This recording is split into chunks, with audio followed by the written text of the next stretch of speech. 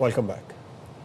Iran से मुआहिदा तय पा गया है, इसे कामयाब होना चाहिए। अमरीकी सदर ट्रंप ने कतरी अमीर शेख तमीम बिन हमद अस्तानी से मुलाकात में कहा, ईरान से मुआहिदा दूसरे मरहले में दाखिल हो रहा है जो ज्यादा आसान होगा। ये मुनसिफाना मुआहिदा है। अमरीका ईरान में कोई सरमायाकारी नहीं कर रहा। ईरान के पास कभी भी जौहरी हथियार नहीं होंगे। मुआहिदे में ये बात वाज़े कर दी गई, ईरान जौहरी हथियार बनाएगा ना हासिल करेगा। ईरान ने ऐसा किया तो नाकाबिले यकीन नताइज भुगतेगा। ईरान में निज़ाम की तब्दीली की परवाह नहीं थी। ईरान में ऐसे लोगों से डील कर रहे हैं जो बहुत समझदार हैं, उनके साथ डील करना अच्छा रहा। Deal done with Iran and it should be successful. It goes to a second stage, which I think will be actually easier. But we have a deal that's a fair deal. It's a good deal. We are not investing any money in Iran. Iran will never have a nuclear weapon, and it says it loud and clear. They're not going to develop it. They're not going to buy it.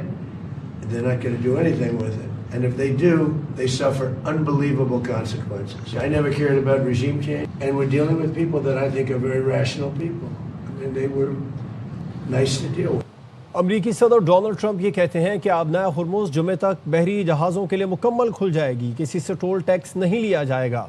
G7 summit के मौके पर मुत्तहिदा अरब अमारात के सदर शेख मोहम्मद बिन जायद Al Nahyan से मुलाकात में सदर ट्रंप ने कहा, मुआहिदे का वाहिद मकसद ईरान को एटमी हथियार बनाने से रोकना था। इसमें कामयाब रहे। मामला तेज़ी से आगे बढ़ रहे हैं। ईरान को फंड्स देने के पाबंद नहीं।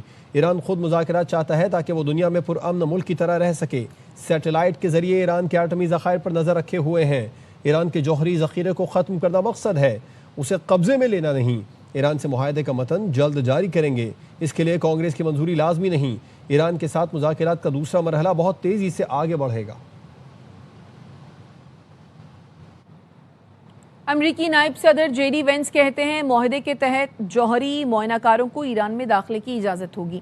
NBC टीवी को इंटरव्यू में जेडी वेंस ने मजीद कहा, मुआहिदे के बुनियादी निकात में एक अहम ये भी है कि IAEA और अमरीका अफजुदा यूरेनियम के ज़खायर ख़त्म करने में ईरान की मदद करे। आबनाए हुर्मुज़ से गुजरने पर ईरान किसी भी जहाज़ से टोल या सर्विस फीस वसूल नहीं करेगा।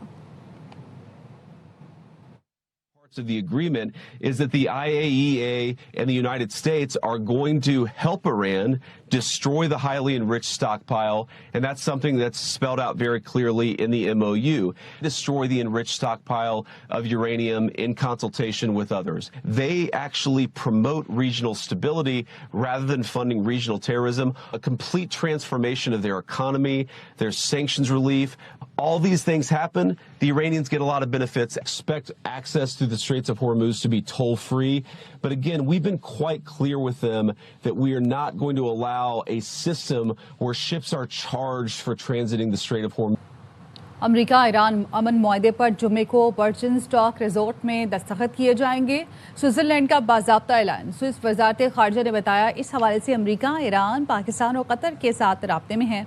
पाकिस्तानी और कतरी सालिसों के साथ खुद अमरीका और ईरान की तजवीज़ पर तकरीब दस्तखत के लिए सियाहती मकाम कैंटन ऑफ नेदरलैंड में वाक़ वर्जिन स्टॉक रिजॉर्ट को मुंतखब किया गया। स्विट्ज़रलैंड में वर्जिन स्टॉक रिजॉर्ट कतरी रियासत की मिल्कियत है।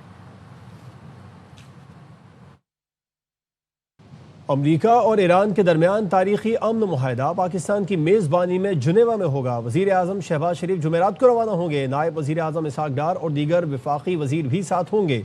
वज़ीर दिफ़ा ख़ुद आसिफ कहते हैं, ईरान अमरीका मुआहिदे से पाकिस्तान के वक़ार में इजाफा हुआ।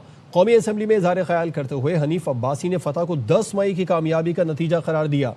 मुस्तफ़ा कमाल ने कहा, पाकिस्तान ने तीसरी आलमी जंग रुकवाई। PP रहनुमा अब्दुल कादिर पटेल बोले, पाकिस्तान नई पहचान के साथ उभर रहा है। ये है नया पाकिस्तान। 5 गुना बड़ा दुश्मन जो है उसने हमारे पे हमला किया, हमने उसको मट्टी में रोल। कल मोदी ने बयान दिया है, मुबारक दे रहा है वो प्रेसिडेंट ट्रंप को। उसको इतना दिल गुर्दा नहीं है उसमें कि उसमें पाकिस्तान का नाम जो है वो शामिल करे, जिसकी छप्पर छांव के नीचे ये सारा कुछ हो रहा है। जिनेवा में होस्ट कौन है? पाकिस्तान का वजीर आजम होस्ट है। ये जो फतह आपको नसीब हुई है, ये 10 मई का शाखसाना है। दिल खोलें यार, कौन है? पाकिस्तानी फौज का सिपाही सलार है जिसने इंडिया को डाको चने चबवा दिए। हमने तीसरी जंग अजीम रुकवाई है। सबसे बढ़कर पाकिस्तान के फील्ड मार्शल जनाब आसिम मुनीर साहब का बहुत बड़ा रोल है। आसिम मुनीर साहब इस फिल्म के हीरो हैं तो वो रहेंगे, आप चाहे ना चाहें। पाकिस्तान एक नई पहचान लेके उभर रहा है। ये है असल में नया पाकिस्तान जो इंडिया को भी शिकस्त दे सकता है, जो दुनिया को भी जंग से बचा सकता है। ईरान अमेरिका जंग बंदी और मुआहदे का credit field marshal Syed Asim Munir को जाता है। वज़ीर दाखिला मोहसिन नकवी कहते हैं फील्ड मार्शल पर ईरान और अमेरिका ही नहीं तमाम दुनिया को एतमाद है। मुज़ाकरात के दौरान फील्ड मार्शल ने अमेरिकी और ईरानी क़यादत के सामने ऐसी सख्त बातें की दूसरा कोई सोच नहीं सकता। अमेरिका और ईरान जानते थे ये सीधा बंदा है, खरी बात करता है। फील्ड मार्शल की कोशिशों से कई बार दोनों मुल्क एक दूसरे पर हमला करने से बाज रहे। मामले में लीड शहबाज साहब ने किया और फील्ड मार्शल साहब ने एज ए कैप्टन मैदान में उतरे। पाकिस्तान के लिए बहुत बड़ा एजाज है कि दो बड़े ममालिक की सुलह कराई या एटलीस्ट जंग खत्म कराई, तो क्रेडिट कैप्टन को जाएगा। एक शख्स था जिस पर ना सिर्फ अमेरिका को, ना सिर्फ ईरान को, बाकी तमाम अलाइज को ट्रस्ट था, तो फील्ड मार्शल आसिम मुनीर साहब। उन्होंने ऐसी सख्त बात भी दोनों साइडों पे की, कोई सोच नहीं सकता। अगर अमेरिका ने कोई बात की तो उन्होंने कहा नहीं आप गलत हैं, अगर ईरान ने कोई बात की उन्होंने कहा आप गलत। दोनों साइडों को पता था कि ये बंदा सीधा है, सच्ची बात कर रहा है, तो उन्होंने ज्यादा ट्रस्ट दिया। 1-1.5 घंटा रह गया था और जंग दोबारा शुरू होने वाली। फील्ड मार्शल साहब ने उनके चीफ नेगोशिएटर को सिर्फ एक चीज कही, खुद देखा कि वो हिल गए। आपने आखिरत के रोज सिर्फ मेरी एक गवाही दी कि मैंने सच्चे दिल के साथ पूरी कोशिश की कि मैं एक जान भी बचा लूं। अगर अब जंग होती है तो ये आप लोगों के जिम्मे है। उस पर वो हिल गए। फैसल वाडा का कहना है अमन का नोबेल इनाम सदर ट्रंप और पाकिस्तान के फील्ड मार्शल सैयद आसिम मुनीर को मिलना चाहिए। कोशिशें थीं वजीर खजाना के गले में घंटी बांधी जाए, ईसीसी के मैंडेट का गलत इस्तेमाल किया गया। मैंने 150 अरब रुपए का नुकसान होने से बचाया, 55 अरब की जमीनें वापस कर चुका हूं, अगला करप्शन स्कैंडल लेकर आ रहा हूं। लोग वजीर आजम बनना चाहते हैं, इसमें कोई शक नहीं।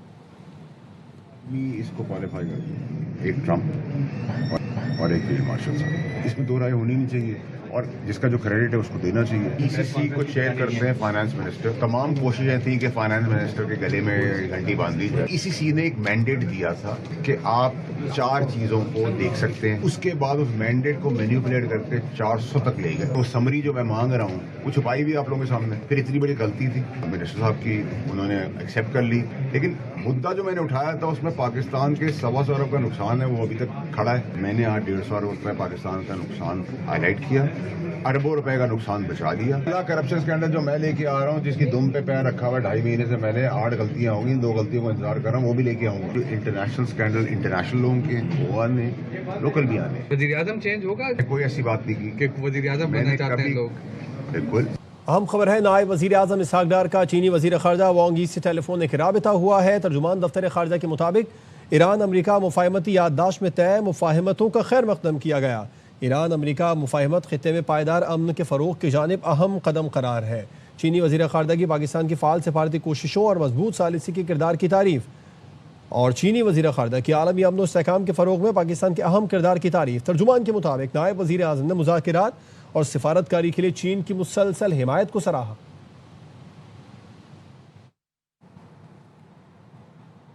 Chairman Peoples Party Bilawal Bhutto Zardari से इस्लामाबाद में Pakistan federal union of journalist के वफ्द की मुलाकात हुई। सदर अफजल भट्ट की सरबराही में चेयरमैन पीपल्स पार्टी से पार्लियामेंट हाउस में उनके दफ्तर में मुलाकात की गई। इस मौके पर आज़ादी इजहार राय, सहाफ़ियों की हुकूक और आज़ाद कश्मीर से मुतालिक सूरत हाल पर गुफ्तगू हुई। मजीद जानते हैं चीफ रिपोर्टर सिंध लाला असद पठान से। अपडेट कीजिए लाला।